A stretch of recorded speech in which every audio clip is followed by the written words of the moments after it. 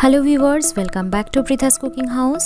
আজকের এপিসোডে আপনাদের জন্য নিয়ে হাজির হয়েছি খুবই ফেমাস এবং ট্র্যাডিশনাল একটা নিরামিষ বাঙালি রেসিপি, এঁচোড়ের কোফতা। এঁচোড় আমার খুবই প্রিয় একটা সবজি, আগেও আপনাদের সাথে শেয়ার করেছি। আর এঁচোড়ের কোফতা হলে তো কোনো কথাই নেই। যে কোনো নিরামিষ দিনে বা পুজো আচ্চার দিনে বাড়িতে যদি গেস্ট আসে তাহলে অবশ্যই একটা স্পেশাল রেসিপি হিসাবে কিন্তু এই এঁচোড়ের কোফতা গেস্টদের পরিবেশন করা যায়। নর্মাল স্টিমড রাইস বা সাদা ভাতের সঙ্গেও যেমন ভালো লাগে, তেমনই কিন্তু রুটি, লুচি, পরোটা অথবা পোলাও, ফ্রাইড রাইসের সাথেও খুবই ভালো লাগে। চলুন তাহলে ঝটপট রেসিপিটা শুরু করে দেওয়া যাক।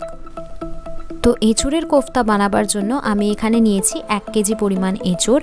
এঁচোড়টাকে আমি হাফ টিস্পুন লবণ দিয়ে প্রেশার কুকারে 3টে সিটি দিয়ে সেদ্ধ করে নিয়েছি। যেহেতু কোফতা হবে তাই সেদ্ধ করে নেওয়া এঁচোড়টা যখন রুম টেম্পারেচারে চলে এসছে তখন দেখুন আমি এরকম হাত দিয়ে খুব ভালো করে এঁচোড়টাকে একটু ম্যাশ করে নিচ্ছি বা মেখে নিচ্ছি। দেখুন মোটামুটি 70% মতো এঁচোড়টা আমরা ম্যাশ করে নিয়েছি। এবারে এর মধ্যে অ্যাড করছি 4টে মিডিয়াম সাইজের আলু। আলুটাকেও আমরা সেদ্ধ করে নিয়েছি। আলু দিলে এঁচোড়ের কোফতাটা খুব সুন্দরভাবে বাইন্ড হয়ে যায়, খুব ভালো একটা বাইন্ডিং এজেন্ট হিসেবে আলু কাজ করে। তো আলু সমেত এঁচোড়টাকে আমরা আরও 3 থেকে 4 মিনিট ধরে হাত দিয়ে ভালো করে মেখে নিয়েছি বা ম্যাশ করে নিয়েছি। এবারে এর মধ্যে অ্যাড করব মশলা। প্রথমেই আমি অ্যাড করলাম চিনি 1/4 টিস্পুন পরিমাণ, তারপরে অ্যাড করছি লবণ স্বাদ অনুযায়ী। যেহেতু এঁচোড় সেদ্ধ করার সময়ও লবণ দিয়েছিলাম তাই এখন একটু বুঝে লবণটা দিতে হবে। এবার অ্যাড করছি বিরিয়ানির মশলা 1 টিস্পুন পরিমাণ, তারপরে অ্যাড করছি 1 টিস্পুন পরিমাণ রেড চিলি পাউডার বা লাল লঙ্কার গুঁড়ো। ঝালটা অবশ্যই আপনারা বুঝে খাবেন। বিরিয়ানির মশলা দিলে খুব সুন্দর একটা নবাবি ফ্লেভার আসে কোফতাতে। তারপরে অ্যাড করছি 2 টিস্পুন পরিমাণ আদা বাটা, তারপরে অ্যাড করছি হাফ টিস্পুন পরিমাণ জিরে গুঁড়ো।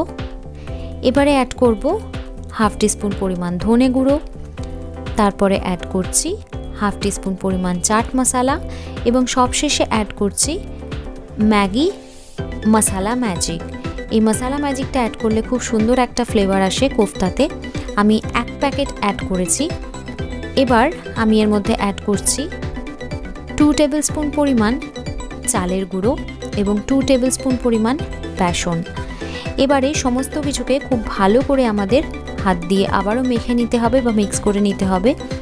চালের গুঁড়ো এবং বেসন দুটোই ইউজ করার চেষ্টা করবেন, তবে খুব বেশি দেবেন না, তাহলে কিন্তু এঁচোড়ের টেস্টটা পাওয়া যাবে না। জাস্ট বাইন্ডিংয়ের জন্য বা কোফতার আকার দেওয়ার জন্য যতটা প্রয়োজন অতটুকুই ব্যবহার করবেন। তো দেখুন খুব ভালো করে আমরা সমস্ত কিছুকে মিক্স করে নিয়েছি। এবার অ্যাড করছি ধনেপাতা কুচি, প্রায় 1 মুঠো পরিমাণ। ফ্রেশ ধনেপাতা কুচি দিলে কোফতাতে খুব সুন্দর একটা ফ্লেভার আসে। ধনেপাতা কুচিটা অ্যাড করে আবারও খুব ভালো করে আমরা কোফতাটা একটু হাত দিয়ে মেখে নিচ্ছি। দেখুন সমস্ত কিছু খুব ভালো করে মেখে নেওয়ার পর এই কোফতা গড়ার জন্য যে কনসিস্টেন্সির আমাদের প্রয়োজন একদম ঠিকঠাক কনসিস্টেন্সিরই কিন্তু আমাদের এই মিক্সচারটা হয়েছে। আমরা সুন্দরভাবে গোল রাউন্ড শেপ বা বলের শেপ দিতে পারছি। যদি আপনাদের মনে হয় বেশি নরম বা আলগা হয়ে গেছে, ঠিকমতো শেপ দিতে পারছেন না, তাহলে সেক্ষেত্রে আরও কিছুটা পরিমাণ বেসন এবং চালের গুঁড়ো কিন্তু আপনারা অবশ্যই অ্যাড করে নিতে পারেন। তবে আমার এখানে আর দরকার হলো না। এবারে আমি এই মিশ্রণটা থেকে ছোট ছোট পোর্শন নিয়ে এরকম বল আকারে গড়ে নেব বা রাউন্ড শেপ গড়ে নেব। আপনারা চাইলে অন্য যে কোনো শেপ দিতে পারেন। তো রাউন্ড আকারে বা বল আকারে গড়ে নিয়ে আমরা অন্য একটা পাত্রে এটাকে রাখছি। যে পাত্রে রাখছি সেই পাত্রে দেখুন আমি খানিকটা ময়দা একটু ছড়িয়ে রেখেছি। ময়দার মধ্যে আমরা এই কোফতার বলগুলোকে একটুখানি গড়িয়ে নিচ্ছি। এতে করে যখন আমরা তেলে কোফতাগুলোকে ভাজবো তখন কোফতাগুলো ফেটে যাবে না। তো দেখুন আমরা প্রায় 15টা মতো কোফতা কিন্তু বল আকারে গড়ে নিয়েছি এবং ময়দাতে একটু কোট করে নিয়েছি। এবারে ময়দাগুলোকে আমরা এরকম আলগা হাতে একটু ছেড়ে দেব, যাতে এক্সট্রা যে ময়দাটা কোফতার গায়ে লেগে আছে সেটা যাতে ঝরে পড়ে যায়। এবারে একটা কড়াইয়ের মধ্যে আমি বেশ খানিকটা পরিমাণ তেল নিয়েছি, কারণ কোফতাগুলোকে আমাদের ডিপ ফ্রাই করতে হবে। তেলটা যখন খুব ভালো মতো গরম হয়ে গেছে তখন তেলের মধ্যে আমরা এই ময়দায় কোট করে রাখা কোফতাগুলোকে দিয়ে দেব এবং খুব ভালো করে কোফতাগুলোকে আমাদের ডিপ ফ্রাই করতে হবে। কোফতাগুলো তেলের মধ্যে অ্যাড করার পরে খুন্তির সাহায্যে একটুখানি তেল উপরের সারফেসেও কোফতার দিয়ে দিতে হবে, যাতে উপরের পোর্শনটাও ভাজা হয় বা কাঁচা ভাবটা চলে যায়। এবং তারপরে যখন একটা পোর্শন আমরা দেখব যে একটা সুন্দর গোল্ডেন ব্রাউন কালার হয়েছে বা ভালো মতো ভাজা হয়ে গেছে, তখন আমরা কোফতাগুলোকে উল্টে পাল্টে দেব, যাতে কোফতার চারিপাশটাই সমানভাবে ভাজা হয়। তো দেখুন এক পাশটা ভাজা হয়ে গেছে, এবার আমরা এরকম কোফতাগুলোকে একটু উল্টে পাল্টে দিচ্ছি। সমস্ত পোর্শনই কিন্তু সঠিকভাবে ফ্রাই হওয়া বা ভাজা হওয়াটা ভীষণই ইম্পর্টেন্ট। কোফতাগুলো ভাজতে আমাদের এক ব্যাচে সময় লাগছে প্রায় 4 থেকে 5 মিনিট। তো 5 মিনিট পরে দেখুন কোফতার চারপাশটাই খুব ভালো মতো ফ্রাই হয়ে গেছে, সুন্দর একটা গোল্ডেন ব্রাউন মতো কালারও এসছে। এবারে কোফতাগুলোকে আমরা তেল ঝরিয়ে তুলে নেব এবং ওই সেম পদ্ধতিতেই বাকি কোফতাগুলো আমরা এক এক করে ফ্রাই করে নেব। তো দেখুন আমাদের সমস্ত কোফতা ভাজা হয়ে গেছে। এবারে আমরা গ্রেভিটা তৈরি করব। তার জন্য আমি অন্য একটা পাত্রে নিয়েছি প্রায় 4 টেবিল স্পুন পরিমাণ রিফাইন্ড অয়েল। তেলটা যখন ভালোভাবে গরম হয়ে যাবে তখন তেলের মধ্যে আমরা দিয়ে দিচ্ছি একটা তেজপাতা মাঝখান থেকে ছিঁড়ে নিয়ে দিয়েছি, 2টো শুকনো লঙ্কা, গোটা গরম মশলা যার মধ্যে আছে দারচিনি 3 টুকরো পরিমাণ, 4-5টা ছোট এলাচ, একটা বড় এলাচ, 4-5টা লবঙ্গ এবং কিছু সামরিচ। তো ফোড়নের এই সমস্ত গরম মশলা যখন সুন্দরভাবে 15 থেকে 20 সেকেন্ডের জন্য ফ্রাই হয়ে যাবে এবং একটা সুন্দর গন্ধ বেরোবে, তখন আমরা তেলের মধ্যে অ্যাড করব কাজু এবং চারমগজ বাটা।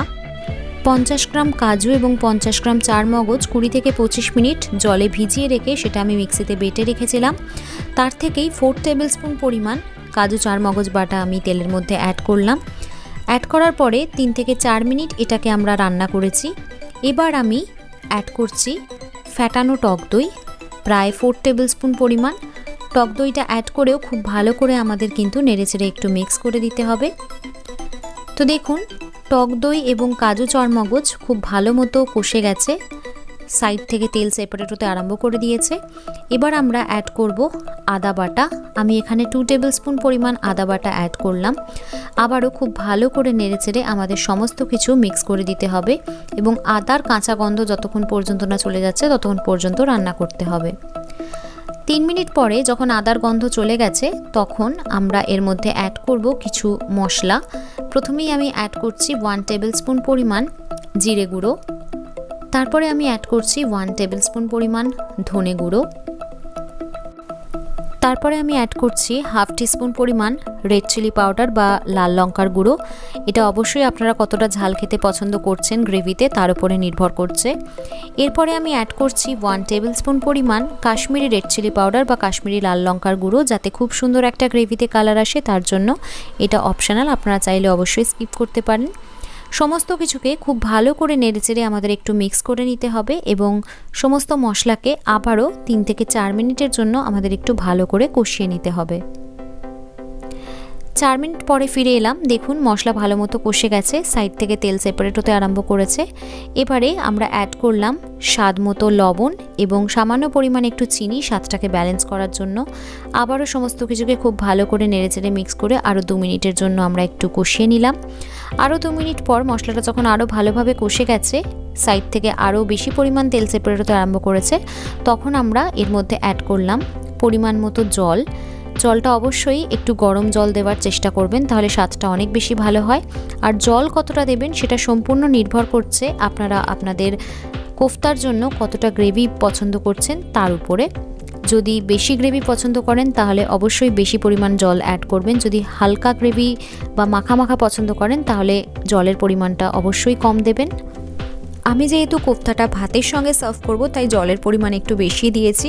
তো বেশ খানিকটা পরিমাণ জল দেওয়ার পরে আমরা ঝোলটাকে প্রায় 4 থেকে 5 মিনিটের জন্য খুব ভালো করে ফুটিয়ে নিয়েছি।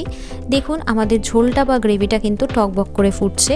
এই অবস্থায় আমি অ্যাড করলাম 1 টেবিলস্পুন পরিমাণ ঘি এবং তারপরে আমি অ্যাড করছি হাফ টিস্পুন পরিমাণ গরম মশলা বা গরম মশলা পাউডার।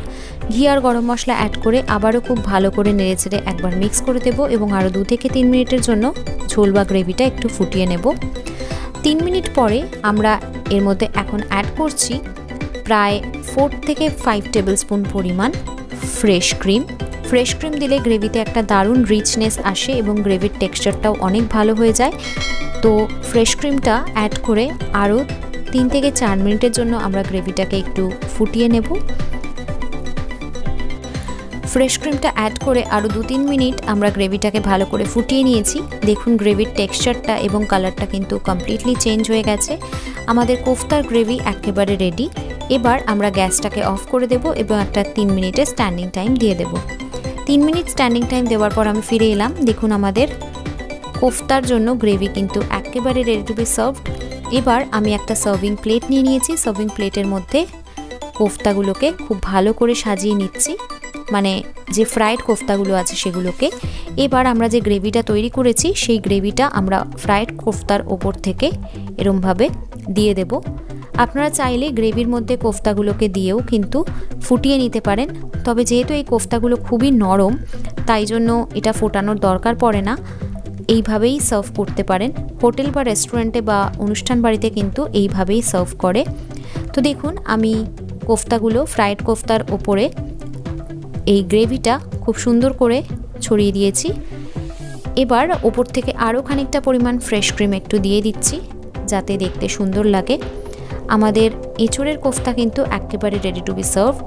আশা করছি আপনাদের এই রেসিপিটা ভালো লেগেছে। রেসিপিটা ভালো লাগলে ভিডিওটাতে অতি অবশ্যই একটা লাইক করে দেবেন, কমেন্ট করতে ভুলবেন না এবং ভিডিওটা সকলের সাথে শেয়ার করে দেবেন।